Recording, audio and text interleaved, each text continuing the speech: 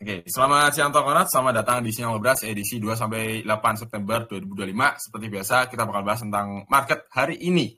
Ya, dalam seminggu terakhir memang market mengalami volatilitas yang sangat-sangat signifikan, di mana banyak banget koin-koin yang mengalami penghijauan, ada juga yang merah ya. Jadi ada yang bullish, ada yang bearish, cuma kebanyakan dominasi itu di bearish. Nah, bagi teman-teman yang sekiranya lagi posisinya floating loss mungkin bisa dipertimbangkan untuk saat ini ya, entah dollar cost averaging atau mungkin teman-teman bisa kena cut loss ya, atau teman-teman bisa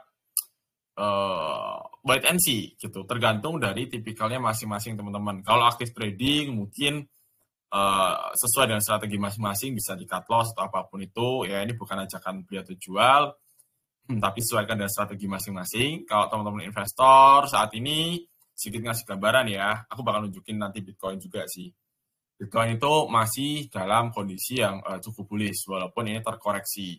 Sangat-sangat normal ya, Bitcoin udah naik berapa ratus persen, mungkin 100% lebih dari 2022 ya, berarti udah kenaikan signifikan. Wajar kalau memang terjadi koreksi. Tapi nih, teman-teman juga perlu ketahui juga kalau resiko kerugian itu juga melekat di investasi, kurang lebih seperti itu. Oke, langsung aja kita ke pembahasan utamanya. Nah, teman-teman bisa baca beberapa berita yang udah aku share sebenarnya di news Toko Crypto, di mana ada market signal daily. Ini contoh aja di hari ini, di mana di hari ini ada beberapa berita-berita yang cukup ramai ya, yaitu BLFI. Saat ini BLFI belum ada di toko kripto, tapi aku bakal sedikit membahas ya tentang si BLFI ini. Jadi BLFI ini teman-teman bisa beli ICO, ini bukan ajakan beli atau jual, udah lewat juga. Jadi initial coin offering, di mana dia itu sempat melakukan penjualan perdana ya di websitenya, dan teman-teman bisa komit waktu itu. Kalau sekarang sih kalau teman-teman masih nyimpen, untung lumayan signifikan kok gitu. Jadi WLF itu ngepam lah. Ada yang di Twitter tuh ngubah sekitar 4,5 juta jadi 30-an juta ya. Ini tentu ya, ini ada faktor luck dan juga memang udah di reset, karena kita tahu, kita belajar dari token Trump yang naik signifikan, bahkan sampai di 70-an billion dolar dari market cap-nya. Wah, itu gila sih. Nah, kemarin itu sempat menyentuh ya gede juga sih. Kurang tahu ya pastinya. Kemudian si Justin Sun dapat 600 juta WLFI. Wah, ini gila banget ya. Ini baru 20%. Dan ada banyak sih. Cuma kebanyakan memang WLFI lah. Kemudian kita bahas tentang Scroll, MakerDAO, ada Orca juga sih. Gitu. Nah, kalau market kemarin gimana Mas? Ini kita bisa lihat di sini ya. Di daily-nya sekarang itu masih campur aduk. Ada yang merah, ada yang hijau, cuma dominasi itu hijau. Belum bisa kita ambil kesimpulan bahwa di hari ini tuh market beneran bullish atau hanya sekadar pullback dikit ya. Gitu. Kalau dari monthly-nya kita bisa lihat ya banyak juga yang merah. Merahnya pun juga nggak kaleng-kaleng ya, ada yang minus 50%, 20%, ada yang juga naik ratusan persen, 40%, dan banyak, bahkan TKO sendiri naik 24% dalam sebulan terakhir. Nah, ini ada secara weekly nih, yang tadi sempat aku bilang bahwa ya banyak yang merah lah. Gitu. Nah, sekarang kita ke performa. Ya, performa di minggu lalu. Ada apa aja sih, Mas? Nah, kita lihat ya di sini ya. Dari tanggal 27 Agustus sampai 1 September 2025. Kita lihat performanya. Jadi, kita lihat ya dari sisi weekly-nya, dalam seminggu terakhir itu campur aduk, ada yang merah, ada yang hijau gitu. Cuma actual profit-nya ya kita bisa lihat di sini gitu, di mana ada dua sih yang kena stop loss ya, dan juga posisi kalau kita masih hold mungkin rugi lah ya, yaitu Osmo dan Auction, di mana ada Party, ada BTC, dan juga Sirup itu naik ya. Bahkan BTC itu cukup akurat sih. Oh, ini kebalik sih ini sih. Ini harusnya di targetnya itu di sini ya. Gitu. Ini sorry kebalik ya. Jadi targetnya itu di 108 ya. 108 dia 106 ini sorry kebalik-balik. Nah, sekarang kita ke bad weekly watchlist-nya di minggu ini. Pokoknya pada intinya ini ya teman-teman ya, itu kita bisa lihat sekarang di 110.000 dolar ya. Jadi entry-nya itu di 106, sekarang di 110.000 ya masih cukup oke lah ya. Sekitar 3%-an. Nah, ini ada sedikit error di sini. Kemudian ada lagi actual loss-nya. Nah, di actual loss-nya ini ada NMR, SNX, Bio, OGN, dan ONT turunnya lumayan signifikan sih. Ya kita bisa lihat di sini lah. Kemudian kita lihat top weekly watchlist-nya, yaitu ada Sirup, HFT, Mana, Ondo, dan Resolve, di mana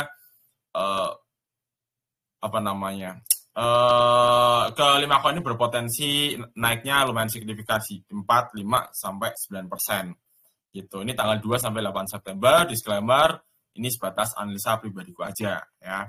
Nah, sekarang ke bad weekly watchlist-nya di minggu ini, yaitu ada Bio, OGN, MAF, NMR, dan Link sih.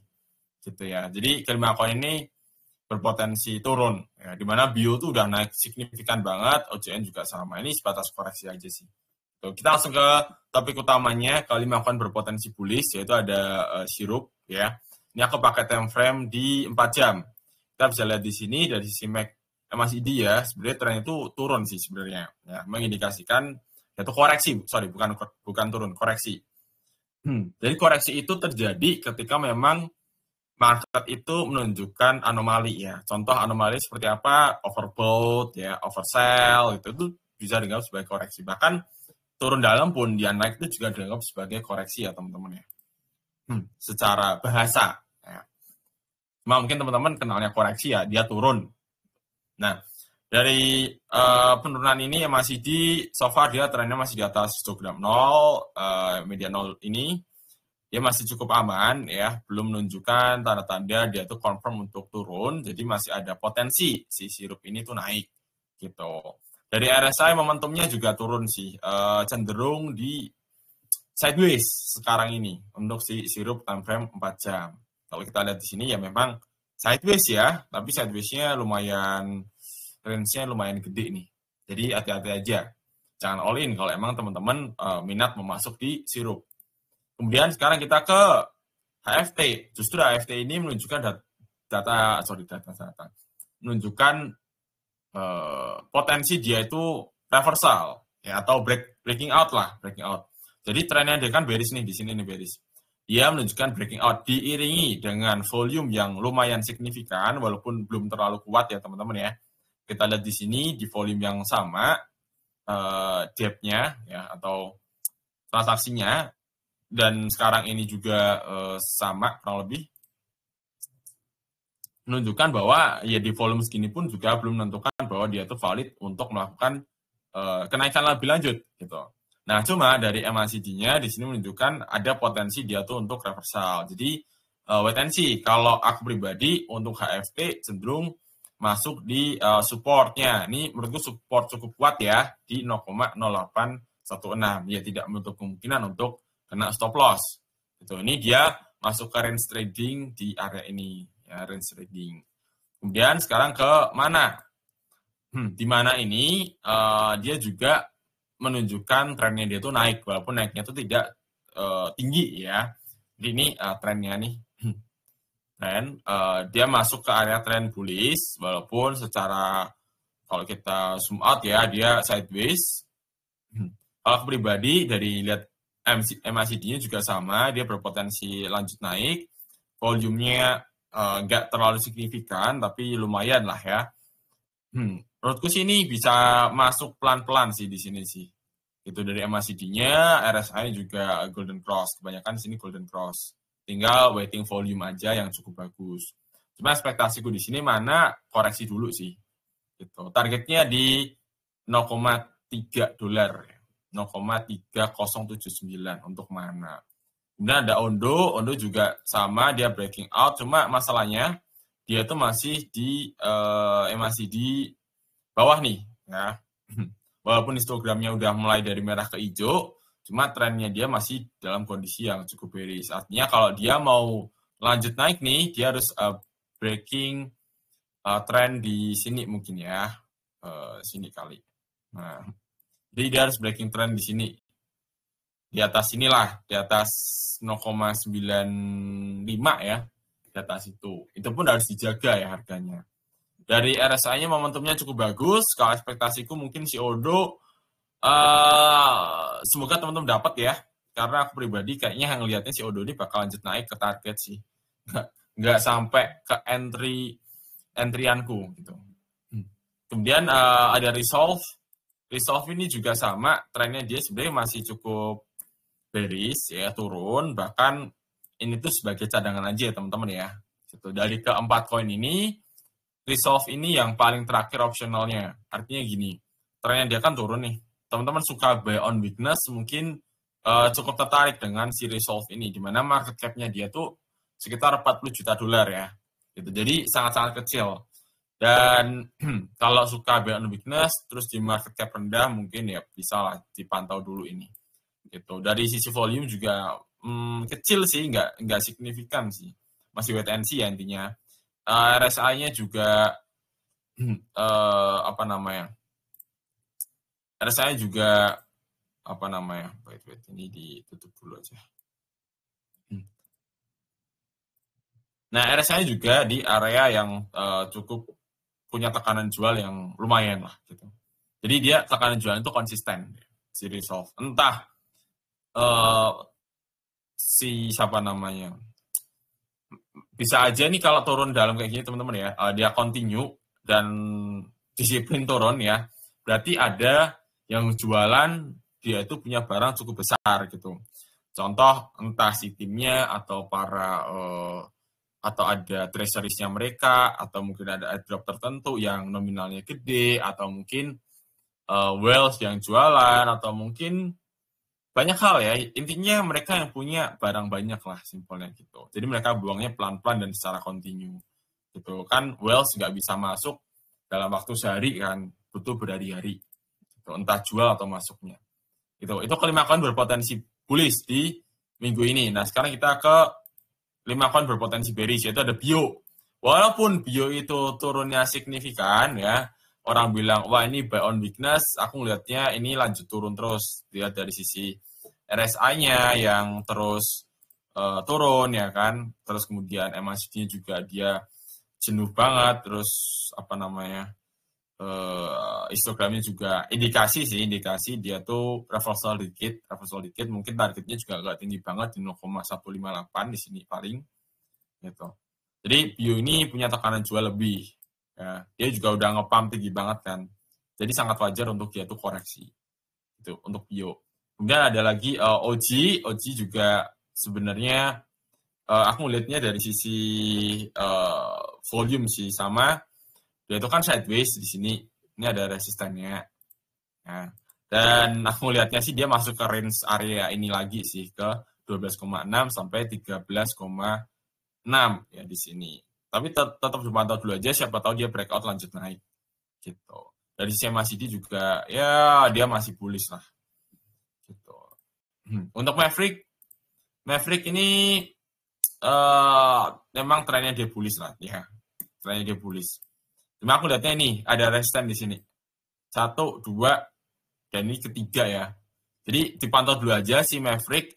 Kalau emang teman-teman punya Maverick mungkin bisa di TP sebagian ya. Karena udah mencapai resisten utama terdekat. Gitu.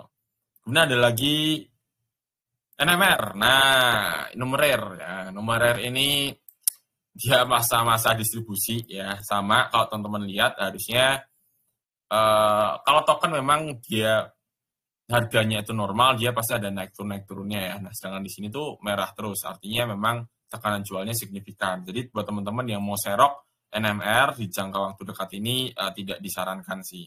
Bahkan MACD-nya kita bisa lihat di sini benar-benar tekanan jual, terus kemudian RSI juga tekanan jual nih, rutin, disiplin, konsisten turun. Jadi memang benar ini dijual mereka yang entah ngepam lah, entah mereka yang akumulasi lah, atau sebagainya macam. Kemudian ada lagi Chainlink juga sama trennya. MACD juga di bawah, cuma ada sedikit potensi naik dikit sih paling sih. Nah, aku concernnya tuh di sini sih sebenarnya. Concernnya itu adalah dia tuh udah naik signifikan, harusnya ada koreksi lebih lanjut lagi. Setidaknya mencapai target di 21,31 sebagai support terkuatnya untuk saat ini yang terdekat ya. Gitu. Jadi itulah ke-5 koin berpotensi bearish di minggu ini. Pastikan Tokonot simak dari awal sampai akhir dan disclaimer ya bahwa ini sebatas analisa pribadiku aja. Watchlist bisa salah, bisa banget bener, bisa juga apa namanya? Ya dua itu aja sih salah atau bener sih ya. Gitu. Ya udah itu aja, sampai jumpa di next Sinyal Ngobrol edisi selanjutnya. Bye bye guys.